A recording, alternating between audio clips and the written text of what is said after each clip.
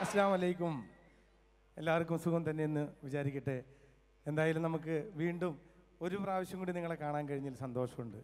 പല പ്രോഗ്രാമിന് ഇപ്പൊ ജയറാമേന്റെ കൂടെ, ദിലീപിന്റെ കൂടെ, സുരേഷ് ഗോപിച്ചന്റെ കൂടെ ഒക്കെ ഷോയ്ക്ക് വന്നിട്ടുണ്ട്. പക്ഷേ നിങ്ങൾ, അതായത് ഗൾഫ് മലയാളികൾ എന്നെ ഇവിടെ കൊണ്ടുവന്ന ഒരു കാസറ്റ് വെളിയിൽ വന്നതിന് ശേഷമാണ് ഞാൻ കലാഭവൻ മണി ഒരു സിനിമ നടനായി മാറിയത്. അപ്പൊ തീർച്ചയായിട്ടും അത് എൻ്റെ ഗൾഫ് മലയാളികൾ നിങ്ങളെല്ലാവരും ആ കാസറ്റ് കണ്ടുകൊണ്ടാണ് എന്നെ സിനിമയിലേക്ക് വിളിച്ചത്.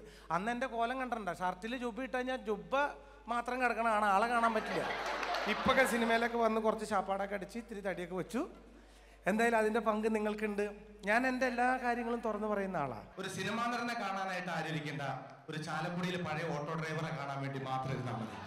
നമുക്കിതിനകത്തൊരു ചാടയൊന്നുമില്ല. എൻ്റെ അച്ഛൻ പാടിയ പാട്ടുകൾ, എൻ്റെ അച്ഛൻ ഒരു IAS ആയിരുന്നില്ല, നല്ല കൂലിപ്പണിക്കാരനായിരുന്നു. നല്ല രീതിയിൽ തൂമ്പൊക്കെ കളച്ച് പറമ്പ് വൃത്തിയാക്കുന്ന നല്ലൊരു കലാകാരനായിരുന്നു. അദ്ദേഹത്തിന്റെ പാട്ടുകളാണ്. നിങ്ങൾ എത്ര മക്കളാന്ന് ചോദിച്ചാൽ 8 മക്കളാ. അപ്പൊ ചോദിക്കും അച്ഛൻ എന്താ പണിയെന്ന്. അച്ഛൻ ഇതല്ലേ പണി. അച്ഛൻ നല്ലൊരു പ്രൊഡക്ഷൻ മാനേജറായിരുന്നു, അമ്മ നല്ലൊരു പ്രൊഡക്ഷൻ ഡാമേജറും. അങ്ങനെ ഒരു കുടുംബത്തിൽ പിറന്നൊരു കറമ്പനായ കുറുമ്പന ഞാൻ. അച്ഛൻ്റെ നാടൻ പാട്ടുകളൊക്കെ ഞാൻ എപ്പോഴും കേൾക്കും. എൻ്റെ അച്ഛൻ മരിച്ചു കിടക്കുമ്പോൾ എൻ്റെ അമ്മ പറഞ്ഞ് ഞാൻ ഇപ്പോഴും ഓർക്കുന്നുണ്ട്, ഇനി എൻ്റെ മോൻ ആരുടെ പാട്ട് വിറ്റ് കാശുണ്ടാക്കും എന്നെൻ്റെ അച്ഛനെ കെട്ടിപ്പിടിച്ചിട്ട് അമ്മ കരഞ്ഞത് ഇപ്പോഴും എൻ്റെ മനസ്സിൽ നിൽക്കുക. അപ്പോൾ ആ അച്ഛൻ്റെ നാടൻ പാട്ടുകൾ അവിടെ നിന്ന് ഇവിടെ നിന്നൊക്കെ കിട്ടി നിങ്ങളുടെ മുമ്പിലേക്ക് ഞാൻ കൊണ്ടെത്തിക്കുകയാണ്. എൻ്റെ അച്ഛൻ അധ്വാനിച്ച് തൂമ്പ പണിയെടുത്ത പറമ്പ് മുഴുവൻ ഞാൻ വാങ്ങിച്ചിട്ട് അവിടെ ഒരു ഷെഡും കെട്ടി വൈകുന്നേരം ആകുമ്പോൾ 2 ബീർ അടിച്ച് അവിടെ ഇരിക്കുന്നു.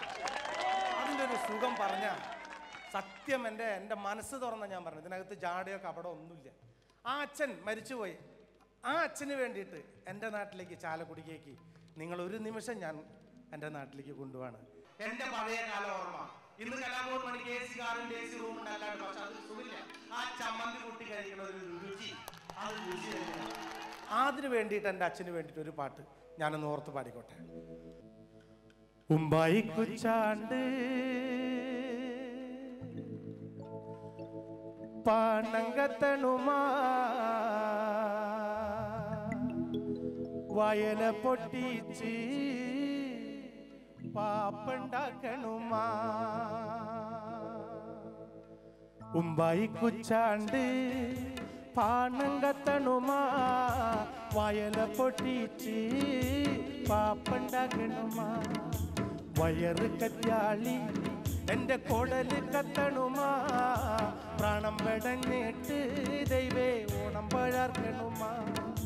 ഉമ്പായി കുച്ചാണ്ട് പാണം കത്തണുമാ വയല പൊട്ടിച്ച് പാപ്പണ്ടാക്കണുമാ. അത്തം കഴിഞ്ഞാലോ പിന്നെ ഓണം വരുമെന്ന് ഇമ്മണി നാളായി അച്ഛൻ കൊഞ്ചി പറയാറില്ലേ. അത്തം കഴിഞ്ഞാലോ പിന്നെ ഓണം വരുമെന്ന് ഇമ്മണി നാളായി അച്ഛൻ കൊഞ്ചി പറയാറില്ലേ. ഞാനൊരു പൂക്കളിട്ടു, കാലത്തെൻ്റെ അമ്മയും പൂക്കളിട്ടു.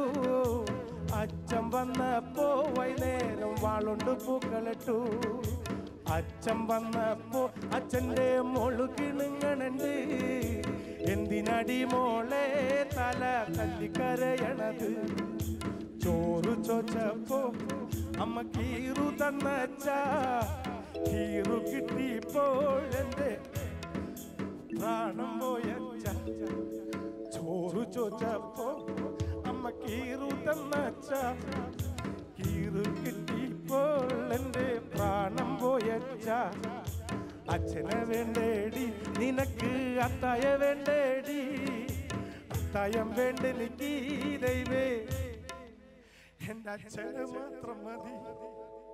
അത്തായ വേണ്ടേടി നിനക്ക് അച്ഛനെ വേണ്ടേടി. അത്തായം വേണ്ടെനിക്ക് ദൈവേ, എൻ്റെ അച്ഛനെ മാത്രം മതി.